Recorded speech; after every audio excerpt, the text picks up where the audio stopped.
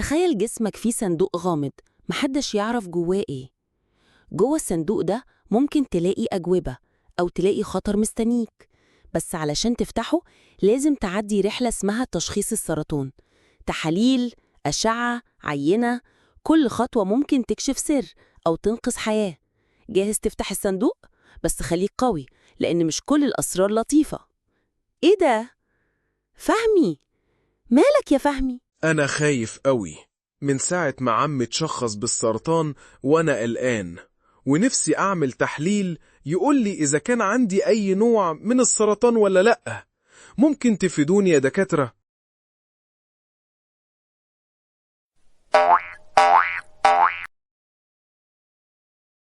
أهلا بيكم في حلقة جديدة من كابسو كاست، سمير وأسامة، واللي بنحاول فيه نقدم كبسولة في شكل بودكاست بيني أنا دكتور سمير وصديقي دكتور أسامة. أهلا دكتور أسامة. أهلا بيك يا دكتور سمير. النهاردة هنحاول نجاوب على سؤال مهم جدا من فهمي، بس بطريقة علمية وبسيطة. يلا بينا نبدأ. خليني أبدأ بالإجابة بشكل مباشر. الحقيقة يا فهمي مفيش تحليل واحد نقدر نعمله ونقول بعدها بكل ثقة أنت عندك سرطان أو لأ. السرطان مرض معقد، والتشخيص بيحتاج خطوات كتير ومتكاملة، مش خطوة واحدة. فعلا، وأول حاجة دايما بيبدأ بيها الطبيب هي سؤالك عن تاريخك الصحي. هل في أعراض ظهرت؟ هل في تاريخ عائلي للسرطان؟ وبعد كده بيعمل كشف على الجسم يشوف لو في أي علامات أو كتل غير طبيعية. لو لقى الطبيب سبب للقلق بيطلب تحاليل معملية. التحاليل دي بتقيس مستويات مواد معينة في الجسم ممكن تكون مؤشر على وجود مرض. بس نأكد تاني، النتائج الغريبة مش معناها أكيد سرطان، وممكن أصلا يكون التحليل طبيعي ويكون في مشكلة تانية. وبعد التحاليل بنروح للخطوة التانية، الأشعة.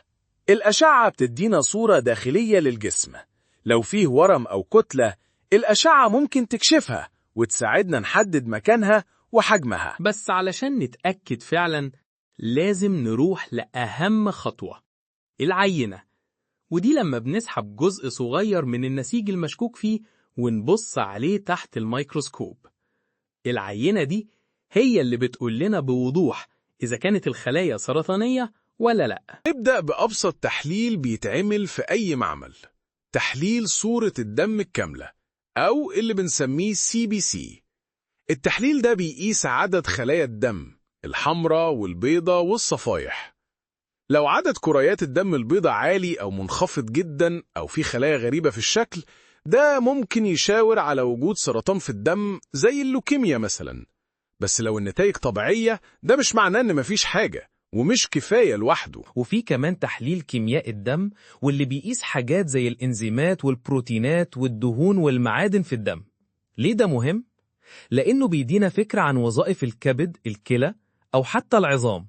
مثلا لو إنزيم معين في الكبد عالي جدا، ممكن ده يشاور إن في كتلة أو ورم في الكبد هي السبب في ارتفاعه. في تحاليل تانية اسمها دلالات الأورام Tumor Markers. دي مواد بيكون إنتاجها عالي قوي في وجود السرطان، زي مثلا PSA لسرطان البروستاتا، CA 125 لسرطان المبيض، CEA لسرطان القولون. بس دي مش تحاليل التشخيص لوحدها. يعني لو المؤشر عالي مش معناها أكيد في سرطان، ممكن يرتفع لأسباب تانية زي الالتهابات أحيانا. ومن الحاجات اللي بنستخدمها في بعض أنواع السرطان تحليل اسمه سايتوجينيتكس. ده بيشوف الكروموسومات داخل الخلية لو فيها تغييرات أو طفرات، وده مهم جدا في سرطانات الدم والأنسجة، لأنه بيوجهنا كمان نختار العلاج المناسب حسب نوع التغيير الجيني. وبرضه ما ننساش تحاليل ممكن الناس تفتكرها بسيطة، زي تحاليل البول. دي ممكن تكشف وجود دم أو خلايا غير طبيعية في البول، وده أحيانا بيساعد في تشخيص سرطانات الجهاز البولي زي المثانة أو الكلى. نروح بقى للنوع التاني من وسائل التشخيص، وهو الأشعة. في أكتر من نوع بنستخدمه حسب نوع الورم والمكان اللي شاكين فيه. أشهر حاجة طبعا الأشعة المقطعية، ودي بتاخد صور أجزاء من الجسم من جوه. وفي كمان الرنين المغناطيسي، وده مفيد جدا لما نكون بندور على أورام في المخ أو العمود الفقري أو الحوض، وبيوضح التفاصيل الصغيرة في الأنسجة الرخوة أكتر من الأشعة المقطعية. كمان عندنا نوع من الأشعة اسمه بيت سكان.